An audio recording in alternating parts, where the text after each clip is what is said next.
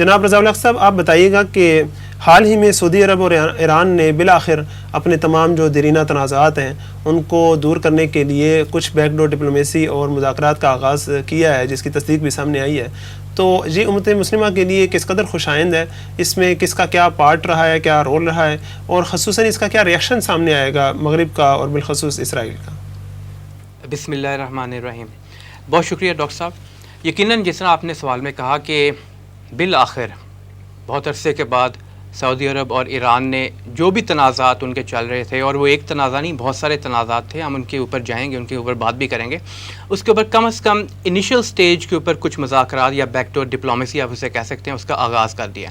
تو ابھی جو سب سے لیٹسٹ رپورٹ آئی ہے وہ تو 3 اکتوبر 2021 کی ہے، جس میں فارن منسٹر جو ہیں سعودی عرب کے فیصل بن فرحان ال سعود، انہوں نے اس حوالے سے تفصیل بتائی. اور پھر جو منسٹری آف فارن افیئرز جو ایران کی ہے، ان کے جو اسپوکس پرسن ہیں ایک سعید خطیب زادے، انہوں نے بھی اس حوالے سے بات کی کہ یہ چوتھا راؤنڈ ہے ان مذاکرات کا، یا آپ انہیں بیک ڈور ڈپلومیسی، اب ہمیں بیک ڈور تو نہیں کہیں گے کیونکہ انہوں نے کھل کے سامنے بات کر دیا، کھل کے بات اب کی ہے، لیکن چوتھا راؤنڈ ہے. اس کا مطلب ہے یہ کافی عرصے سے چل رہے تھے، اور جیسا کہ کہا گیا بعد میں آنے والی رپورٹس میں کہ یہ 2017 کے بعد سے سٹارٹ ہوئے تھے، اور گمان کیا جا سکتا ہے کہ شاید اس سے پہلے بھی چینلز موجود تھے.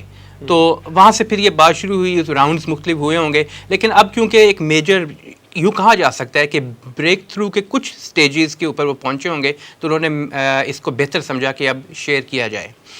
تو اس حوالے سے اگر ہم دیکھیں تو 2020 میں جو ایک بغداد کے حوالے سے کانفرنس ہوئی تھی، وہاں بھی ایران کی موجودگی تھی اور سعودی عرب کی بھی موجودگی تھی. اور ابھی حال ہی میں یہ بھی خبریں آئی ہیں کہ مشہد سے کربلا اور کربلا کو مکہ سے کنیکٹ کرنے کے لیے پورا ایک روڈ نیٹ ورک اس کو بنانے کے لیے بھی ایک آپس میں مل کے ایک پروجیکٹ سٹارٹ کر رہے ہیں. تو یہ بڑی خوشائند بات ہے. تو اس مذاکرات کے پروسیس میں جو اب تھوڑی سی پیش رفت ہوئی ہے، اس حوالے سے ہمیں یہ بھی دیکھنا پڑے گا کہ اصل میں ہسٹری آف کانفلکٹ کیا آپس میں، یا آخر ایران اور سعودی عرب کا کچھ تو وہ چیزیں ہیں جو تقریباً سب کو معلوم ہے. یعنی کہ اگر ہم دیکھیں تو عرب عجم کانفلکٹ شروع سے ہی رہا ہے، اس سے انکار نہیں کیا جا سکتا. اور پھر مسئلے کی بنیاد پہ بھی ایک بہرحال ڈفرینس تو تھا، سعودی عرب ابھی بھی ہے وہ موجود اپنی جگہ پہ.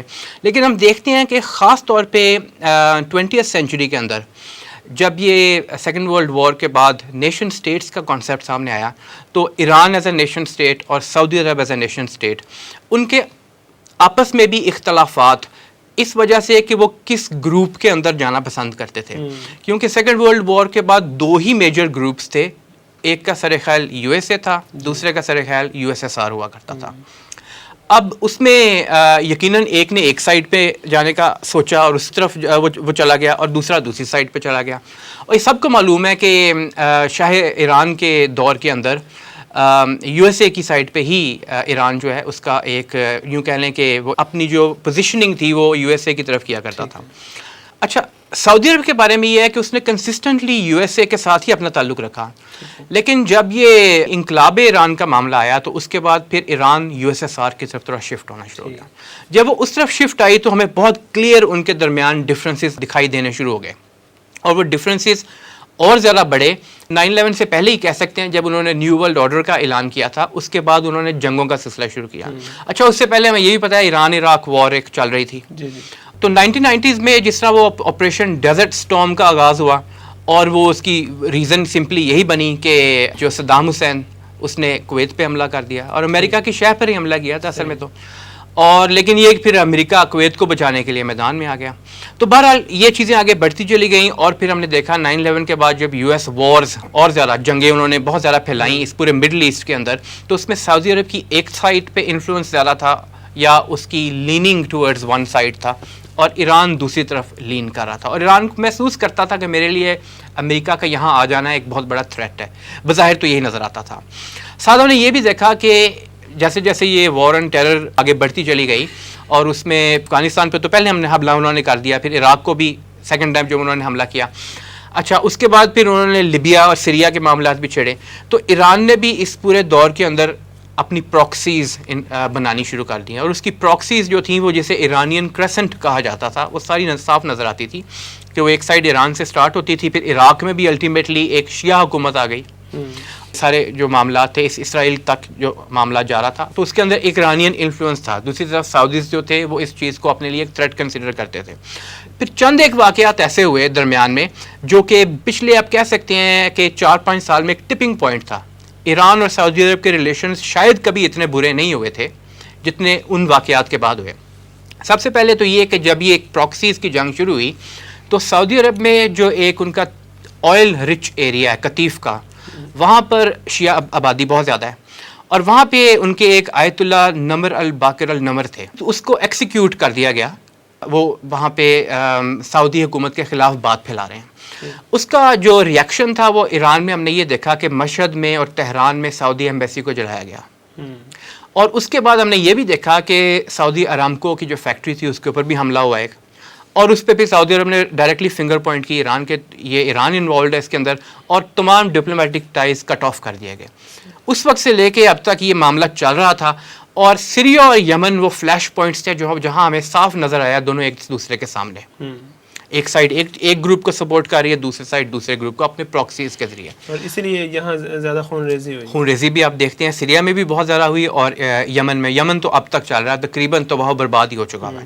بہرحال امت مسلمہ کے لیے بہت بڑا المیہ تھا اس وقت, اور امت مسلمہ کے لیے جو یہ سچویشن تھی کہ آپس میں سول وار جس کو استعمال کرتا ہے مغرب.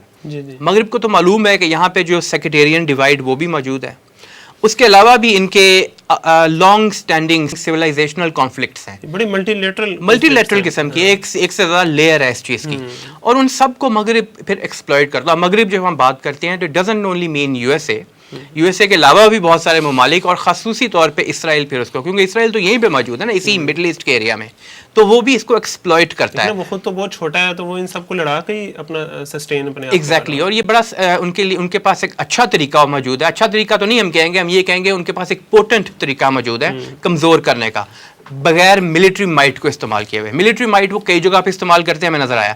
جہاں وہ نہیں کرنا چاہتے ملٹری مائٹ, وہاں اسی طرح لڑا کے کمزور کرتے رہتے ہیں. تو عذاب خداوندی کی بھی ایک مطلب کہ طریقہ ہے. دا جسٹ آف اٹ از کہ یہ مذاکرات بہت خوش آئند ہیں. ہم دعا کرتے ہیں کہ یہ دو لانگ سٹینڈنگ ایشوز جو چل رہے ہیں سعودی عرب ایران کے, یہ ختم ہوں گے تو اس خطے میں اتحاد پیدا کر کے جو بھی آؤٹ سائڈ تھریٹس ہیں ان کو پھر کاؤنٹر کیا جا سکتا ہے. اچھا صاحب, اس میں مذاکرات کروانے کے لیے یا ان کا جو ایک گرما گرمی تھی اس کو ٹھنڈا کرنے کے لیے مسلم امہ کے بھی کسی فریق نے کوئی رول ادا کیا دونوں سائڈوں کو کچھ کہنے کے لیے, یا باقی سب سوئے رہے؟